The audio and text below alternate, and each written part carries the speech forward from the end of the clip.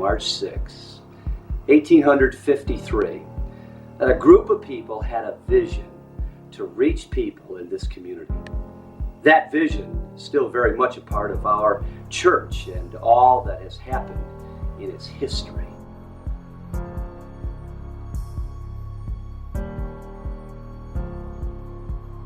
Back in 1987, when I first came here, we had a little debt. We owed some money on the youth center.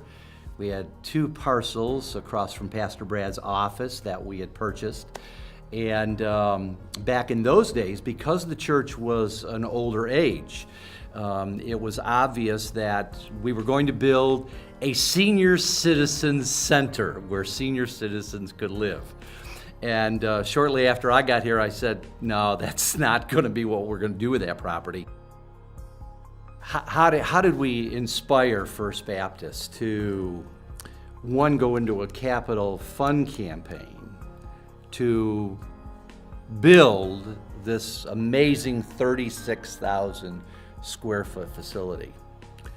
Well, number one, God had to change my heart, because I didn't want to do a capital fund campaign, and I didn't want to build a building.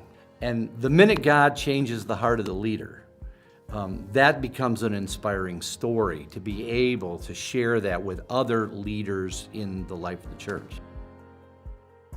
2001, we had a great vision for building a children's building on the grounds. Seeing that vision of a possible school, definitely children's ministry, seeing more young families come to know the Lord was great.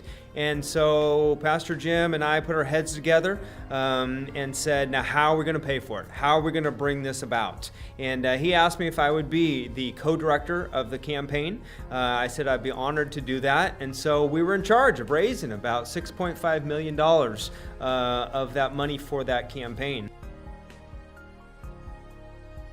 The very first gift we got was a dime and a nickel from 2 little boys who said, "We're committed."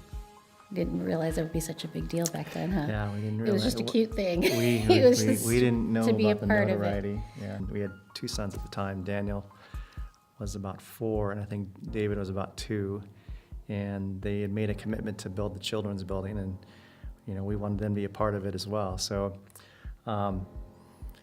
we just wrote a real simple letter, and our son Daniel was able to write his name, and he attached a dime to the letter. And We then had been giving an allowance of $1 a week. Yeah, these are little kids. And then our son David, who was 2 or 3 at the time probably, and He got 50 cents a week. he got 50, so he gave a nickel. So the dime and the nickel that the Hancock boys gave was the seed money, 15 cents, to build a $3 million building. 15 cents. I started in youth ministry here in 1999. And so I had a good 5 years of doing ministry before the children's building was here on our campus. And we had a lot of space issues. Thinking back on how it was done when I was a child, meeting in the parlor and the large meeting rooms upstairs in the A building is where our Sunday school rooms were. I do remember that closets and space were always an issue. And so having experienced it as a child one way, and then being able to do children's ministry as the children's pastor in our new space and facility with a beautiful designated worship room and multi-purpose room and the XF room, and every single class has a Sunday school room. It is such a blessing. And it's not only designated space, but beautiful, modern, engaging space that is so welcoming and inviting to families and for kids to come and to know this was built especially for them.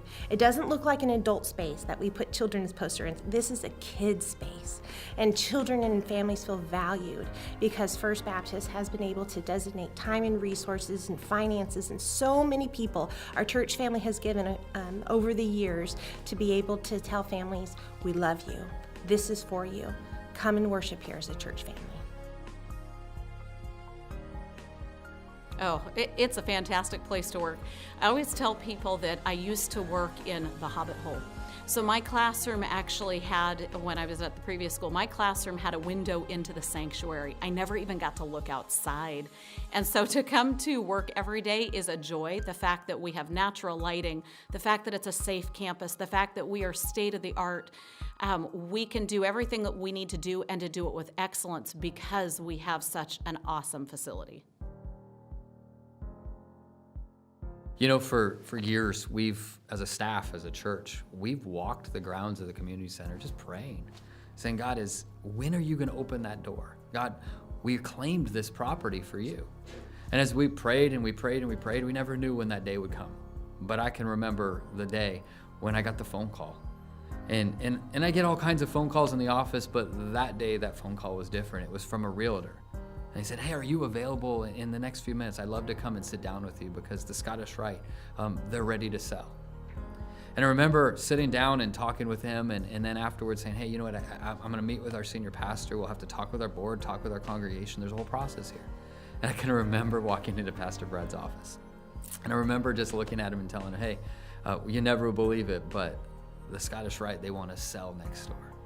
And the timing of it could not have been any worse.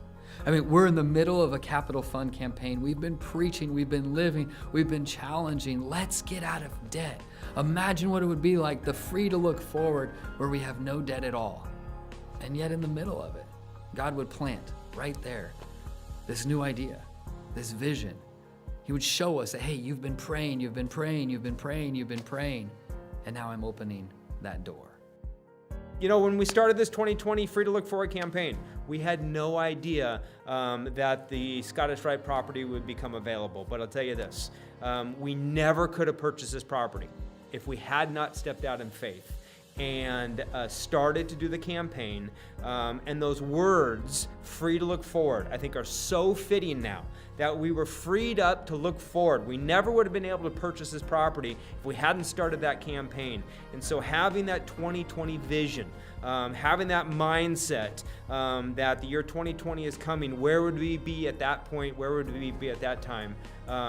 Because we made those commitments back in 2015, at the very end of 2015, started them in 2016, we were freed up to purchase this property, and now the wonderful things God is doing in our midst, we never would have imagined. So my goal is that people would say, I'm on board, that I would love to be a part of this campaign, to continue to give at the rate that I've been giving for the last 3 years to enable us to pay off that mortgage. And there might even be some new people in our church who have never heard about this campaign, but now's their opportunity to get on board as well.